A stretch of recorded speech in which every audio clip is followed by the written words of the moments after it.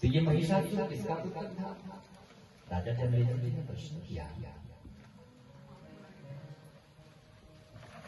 और मां जगदम्बी महामाया को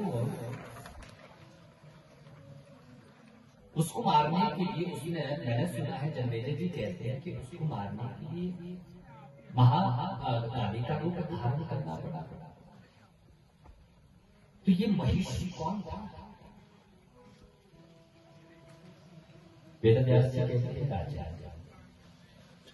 कि महिषः कस्य पुत्रो कथं जातो महाबली कथं च माहि संरूपं प्राप्तं तेन महिषः कस्य पुत्रो। महाराज किसके पुत्र थे? व्यास जी कहते हैं एक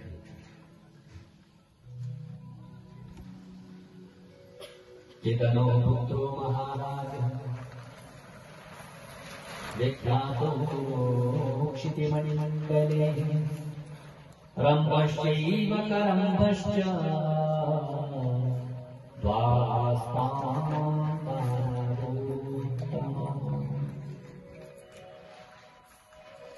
कश्यप जी की जो दनु नाम की पत्नी थी ये जनमेजय जी, उस दनु के दो पुत्र थे। एक का नाम था रंभ और दूसरे का नाम था करम्भ। क्या नाम था? एक का नाम, ध्यान से सुना, एक का नाम रंभ और दूसरे का नाम करम्भ। दोनों ही दनु के जो पुत्र थे वो बड़े बलशाली थे, बहुत बलशाली थे। एक दिन की बात है, वेदव्यास जी कहते हैं जो उसमें करम्भ नाम का जो पुत्र था पंचनद में जल के बीच में डूब करके खूब तपस्या करने लगा। अनेकों वर्षों तक करम्भ ने पंचनद के भीतर प्रवेश करके अखंड तपस्या, और जो रंभ था बड़ा बड़ा करम्भ था, रंभ भी कर्म कर आग जैसी तप तपाती ही बालू रेत पर वो रंभ भी तपस्या करने लगा। रंभ दूध वाले बट वृक्ष के नीचे जाकर के पंचाग्नि का सेवन करने लगा। उन दोनों रंभ और करम्भ की आराधना ने इतना तेज से निकलने लगा कि स्वर्ग तक चलने लगा उनके दिल के प्रकाश से। सारे पूरे ब्रह्मांड में उनकी तपस्या से हाहाकार होने लगी। देवराज इंद्र ने सोचा कि ये रंभ और करम्भ जो आराधना कर रहे हैं, कहीं ये मेरे सिंहासन को प्राप्त करने के लिए तपस्या तो नहीं कर रहे हैं। देवराज इंद्र आया, जो करम्भ था जल के अंदर पंचनद में प्रवेश होकर के तपस्या कर रहा था, देवराज आया, उस जल के अंदर प्रवेश हो गया और उसने करम्भ के चरणों को पकड़ लिया, ग्रहा बन करके करम्भ के चरणों को पकड़ लिया। जैसे ही करम्भ को पकड़ा, करम्भ को तल लिया, पकड़ा और अंदर ही उस पंचनद में डुबा दिया। अब करम्भ का प्राणायाम हो गया, करम्भ का प्राणायाम हो गया।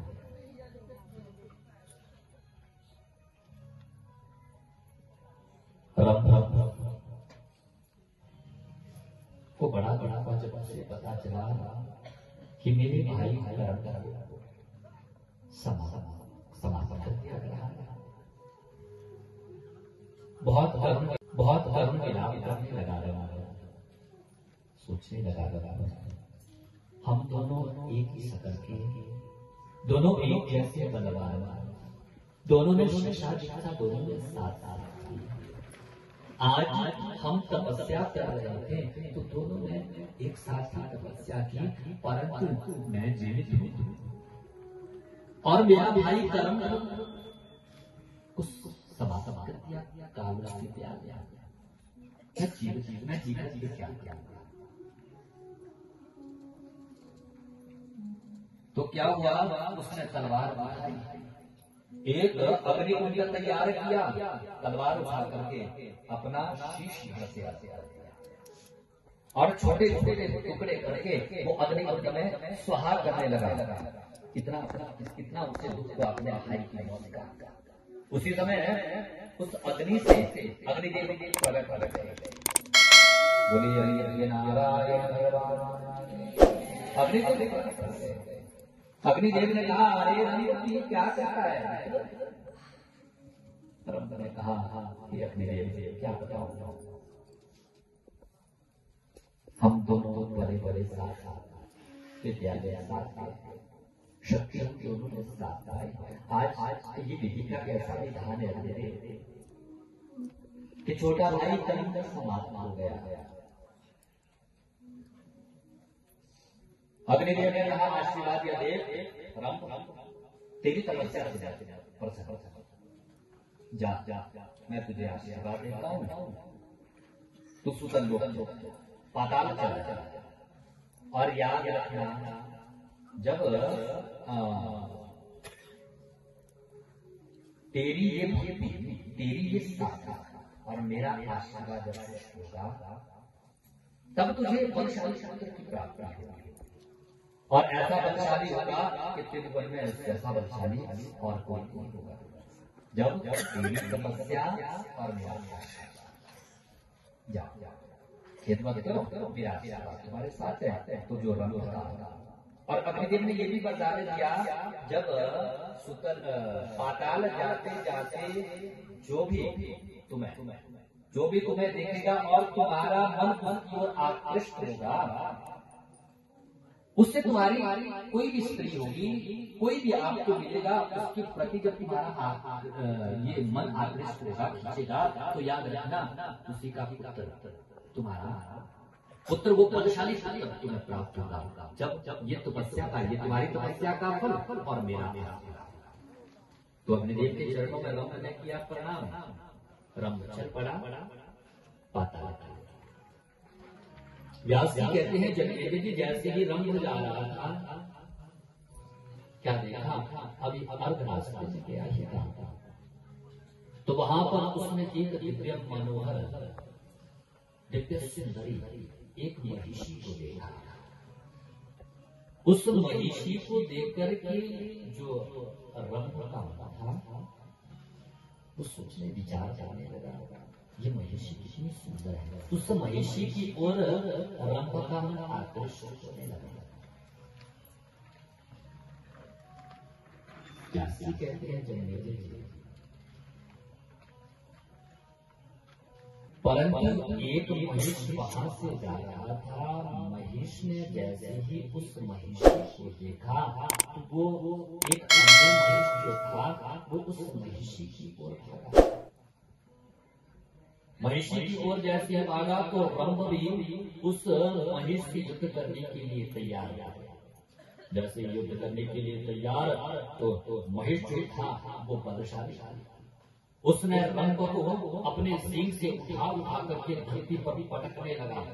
रंभ ने भी अपनी पूरी माया दिखाई, परंतु अंत में उस महिष ने, अन्य महिष ने, जो अपने नुकीले सींग थे, रंभ के पेट में उदर में विलीन किए, रंभ का भी प्राणायाम हो गया। वहां से महात्मा लोग गुजर रहे थे, उस महिष को भी महात्मा लोगों ने बता दिया। कहते हैं ना, भैया वो महिषासुर मर्दिनी है। अब क्या हुआ कि जो महिष था वो भी मारा गया, जो रंभ था वो भी महिष के द्वारा मारा गया। अब जो वो महिषी थी वो शक्ति होने लगी, पर महात्माओं ने उस महिषी को रोका। अंत में उस महिषी ने 2 बालकों को जन्म दिया। एक का नाम हुआ क्या, महिषासुर, और दूसरे का नाम हुआ रक्तबीज। रंभ के द्वारा संयोग हुआ, उसी के साथ आशीर्वाद दिया था अग्निदेव ने, जब जाओगे पाताल की ओर जाओगे, जिसकी ओर तुम्हारा मन लालयित होगा, उसी से तुम्हारी संतति उत्पन्न होगी। तो महिषी को देखा रंभ ने, तो उससे वो पुत्र हुए, 2 हुए। कौन कौन? महिषासुर और रक्तबीज। महिषासुर की आकृति धीरे धीरे बढ़ने लगी। जैसे ही दैत्य गुरु शुक्राचार्य जी ने महिषासुर को देखा, सोचने लगे ये गजब का बलशाली बनेगा। भूत वर्तमान भविष्य को जान लिया। कहा जाओ तपस्या करो। सुमेरु पर्वत पर जाकर के ये दानव धनों के टुकड़े तो महिषासुर भी है, जाओ तपस्या करो। गुरुदेव शुक्राचार्य की आज्ञा पाकर के महिषासुर और सुमेरु पर्वत पर जाकर के 10,000 वर्षों तक तपस्या किया। 10,000 वर्षों। ओम ब्रह्मणे ब्रह्मणे ब्रह्मणे 10,000 वर्ष तक हाथ दोनों खड़े किए, आंखें आकाश में लगाई, बस महिषासुर भी ब्रह्मण ब्रह्मण ब्रह्मण 10,000 वर्ष जैसे साधना के पूरे हुए। ब्रह्मदेव प्रकट हो गए। ब्रह्मा जी प्रकट करके बोले, हे महिषासुर, आपने आप हमसे क्या चाहते हो? तो महिषासुर ने कहा, हे ब्रह्मदेव, हमारा देव देव पांचाल प्रभु, आप मुझे ऐसा सरकार दीजिए जिससे मैं अजर अमर हो जाऊं। ब्रह्मा जी ने कहा, हे महिषासुर, उत्पन्नस्य ध्रुवं मृत्युः ध्रुवं जन्मस्य च सर्वथा मरणोत्पत्तिः सर्वेषां प्राणिनां। ब्रह्मा जी कहते हैं, इस जगत में ही महिषासुर, उत्पन्न होने को मरना और मरे मरे को जन्म देना निश्चित है। समस्त जीवों का जन्म और मरण अनिवार्य सिद्ध होता है। अरे यहाँ तो महिषासुर, ये जो समुद्र है, ये पर्वत है, इन समुद्र और पर्वतों का भी नाश होता है। आपका दूसरा प्रकार तो जैसे दूसरा वरदान मांगने के लिए कहा, तो महिषासुर ने कैसा वरदान मांगा? महिषासुर कहता है, न देवान् मनुष्यान् दैत्यान् मरणं मे पितामहः पुरुषान् च मे मृत्युम् योषामः। महाराज, न देवान न देवताओं के द्वारा मेरी मौत हो, न दैत्यान न दैत्यों के द्वारा मेरी मौत हो, न देवान न दैत्यान न मनुष्यान न मनुष्य के द्वारा मेरी। इस संसार में कोई दानव किन्नर कोई भी है, किसी से मेरी मौत न हो। पुरुषान न चमे मृत्यु हो, पुरुषों से भी मेरी मृत्यु न हो। फिर कहता है, योषामा का भविष्यति। अरे स्त्री जाती है, इनसे मुझे कोई भय नहीं, तो ये स्त्रियां मेरा क्या बिगाड़ सकती है? तुम्हारा इन स्त्रियों से मुझे कोई डर। उसने ये कहा, ना मनुष्य से मरो, ना दैत्य से, ना दानव से, ना असुर देव गंधर्व कोई भी हो, किसी से। कहता है कि महाराज मुझे वरदान दो, किसी से मेरी मौत ना हो। तो ये अबला, स्त्रियां तो अबला होती है। अबला किसे कहते हैं? ना बला इति अबला, जिसमें बल नहीं होता वो अबला। परंतु कालिका पुराण में वर्णन आता है, जिनके बल जैसा दूसरा कोई बल ही नहीं होता संसार का। प्रेम से लिए जय माता, एक बार और लिए जय माता दी। तो ये योषामाम मुझे क्या मारेगी? इसलिए ब्रह्मा जी ने कहा, अच्छा जा, मैं तुझे वरदान देता हूं। वरदान दिया। काय का कि उसने मांगा, पुरुष दैत्य असुर आदि किसी से ना मरूं, मनुष्य स्त्रियों से मुझे कोई भय नहीं, स्त्री तो मुझे मार ही नहीं सकती। ब्रह्मा जी ने तुरंत घास को कहा, आ गया सुमेरु पर्वत से कौन? महिषासुर। आगे देखो, आगे शर्मासनी से प्रार्थना करनी है कि हमारे इन असुरों का आप विनाश कर दो।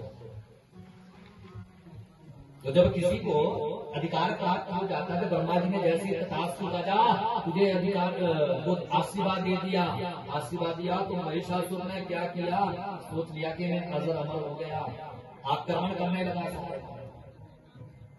इतना आक्रमण करने लगा, शुक्राचार्य जी के पास आया। शुक्राचार्य जी को लगा अब मेरा मुझे बलवा है। यहां तक कि महिषासुर ने स्वर्ग से को बता दिया। देववृंद इधर से उधर भागने लगे। यहां तक कि महिषासुर से युद्ध करने के लिए, महिषासुर से युद्ध करने के लिए भगवान भोलेनाथ भी आए। उन्होंने अपने त्रिशूल के साथ उससे युद्ध भी किया, परंतु महिषासुर इतना आतंक उस दानव ने किया कि हाहाकार युद्ध में हुए विकराल। महिषासुर क्या करने लगा, अपनी पूंछ से आकाश को बांधता, गोल गोल घुमाता, धाम से पटक देता, बड़े बड़े सिंगों से बड़े बड़े पर्वतों को विदीर्ण करने लगा। महिषासुर जब चलता है तो उसके चरण से, उसके पाद से ये पृथ्वी भी धंसने लगी। सब दुखी होने लगे। क्या क्या अंत में सभी देवता नारायण की शरण में गए। नारायण की शरण में गए। नारायण जी गए, अपना चक्र उठा करके गए, गरुड़ पर आरूढ़ होकर के गए। परंतु व्यास जी कहते हैं, जन्मेजय जी नारायण भी हार गए, महिषासुर से हार गए। तो क्या क्या अंत में भगवान ने कहा, भगवान विष्णु और शिव ने ऐसे ही मरने वाला है, क्या करना चाहिए। सब अब अपनी शक्ति देने लगे, सब अब अपनी शक्तियों का सबने निर्माण किया, जिससे माता रानी के शरीर का सृजन होने लगा। ब्रह्मा, विष्णु देवता, वायु देवता, सूर्य देवता, चंद्र देवता माँ की प्रतिमूर्ति बनाने के लिए सभी ने अपने अंश से माँ का स्वरूप बनाने लगे।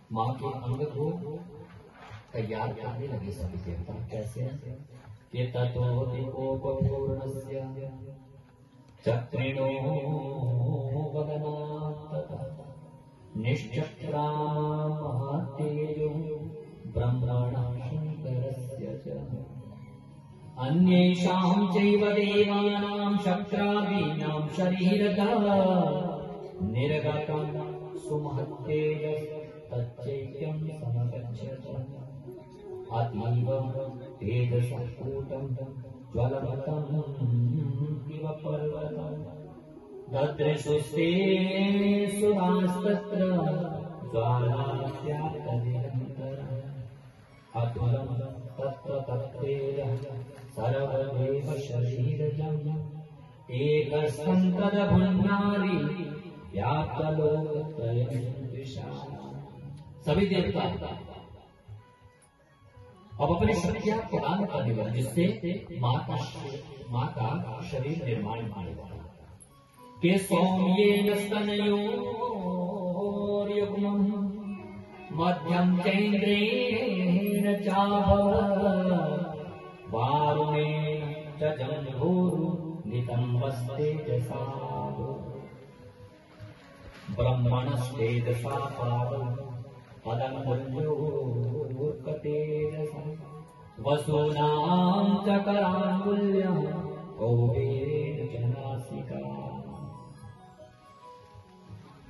भगवान शिव ने शक्ति दी, विष्णु ने शक्ति दी, ब्रह्मदेव ने शक्ति दी, अग्निदेव ने अपनी शक्ति दी, वायुदेव ने शक्ति दी, जिससे मां भवानी का सबसे तेज निकला और उनसे एक तेजपुंज प्रकट के ततः समस्त देवानां तेजो राशि समुद्भवाम् तां विलोक्य मुदं प्राप वमरा महिषासुरः तदंतर समस्त देवताओं के तेज पुंज से प्रकट हुई देवी को देख करके महिषासुर के सताए हुए जितने भी देव दानव गंधर्व थे सब कहने लगे, वाह, अब हमारी माँ प्रकट होगी। उन्हीं के साथ सभी देवताओं के अंश से माँ का प्रतिस्वरूप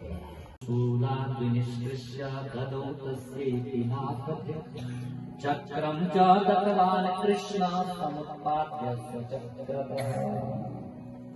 विनाशकारी भगवान शंकर ने शूल निकाल करके माता को अपना शूल दिया।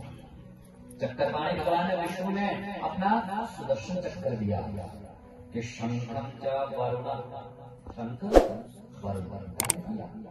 शक्तिं ददौ तसे उदाशनः मारुतो दत्तवान् शापम् वज्रमिन्द्रः समुत्पाद्य मुलिशादमरादिपः वज्रदेवायुधनद्या ददौ तस्यै सहस्राक्षो घण्टां ईरावताकदा।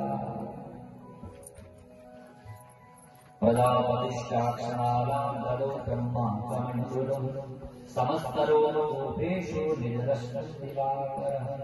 कालश्च दत्तवान् खड्गं तस्यां चर्मजनिर्मलम्। वेद व्यास जी कहते हैं, हे जन्मेजय,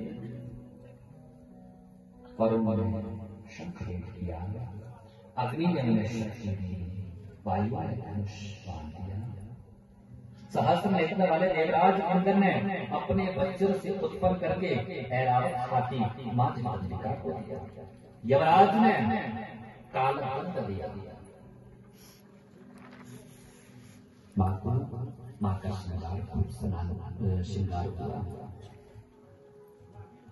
सूची कहते हैं सोनकादि ऋषियों, यहाँ पर माँ का श्रृंगार करने लगे। जैसे ही मातेश्वरी ने पूछा,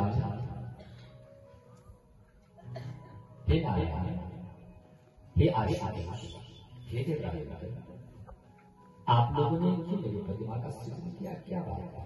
सबने हाथ जोड़ करके कहा, मातेश्वरी, इस धरातल पर एक असुर उत्पन्न दानव हो गया है, जिसके प्रकोप से, जिसकी उदंडता से सारा मंडल शांत है।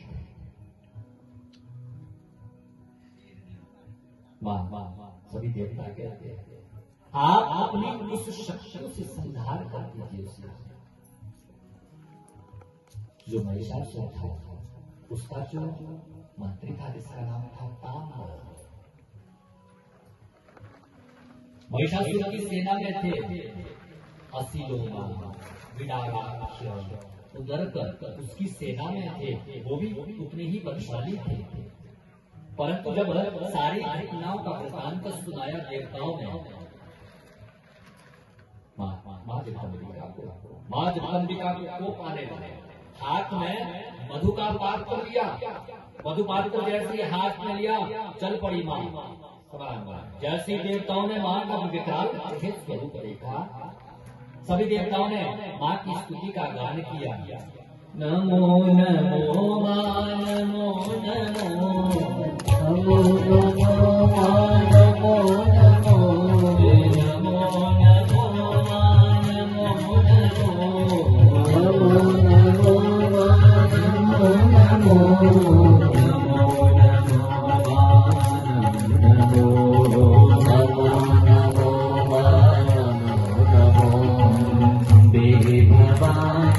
दुर्गा महाकाली नमो नमो, भवानी दुर्गा महाकाली नमो नमो, भवानी दुर्गा महाकाली नमो नमो, भवानी दुर्गा महाकाली नमो। वेद व्यास कहते हैं, हाथ में मधु का पात्र लिए वे चल पड़ी दुर्गा भवानी।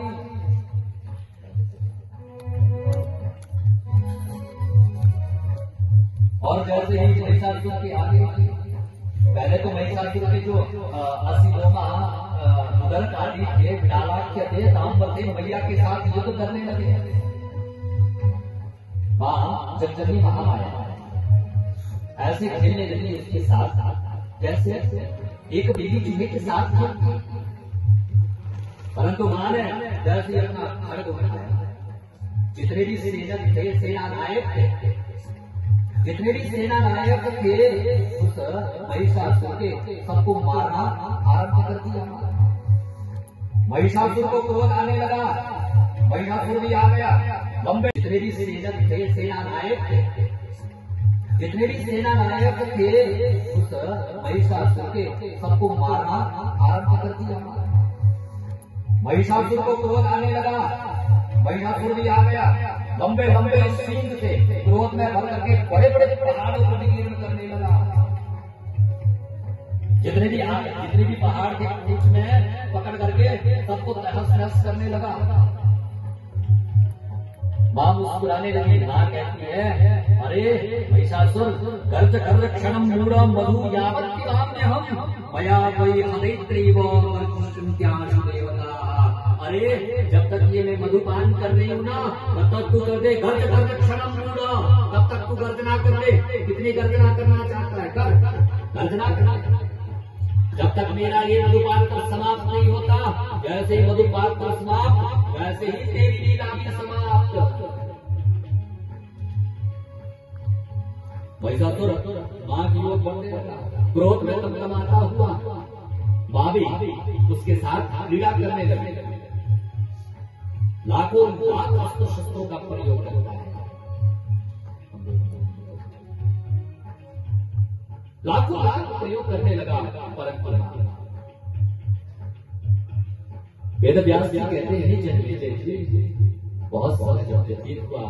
जैसे मां का वो मधु का पान पर समाप्त हुआ, मां ने उठाया अपना त्रिशूल। सारे देवता मां भवानी को देख रहे थे। आकाश में ब्रह्मा विष्णु आदि जितने भी देव थे, देवर्षि नारद आदि मैया के उस स्वरूप को देख रहे थे।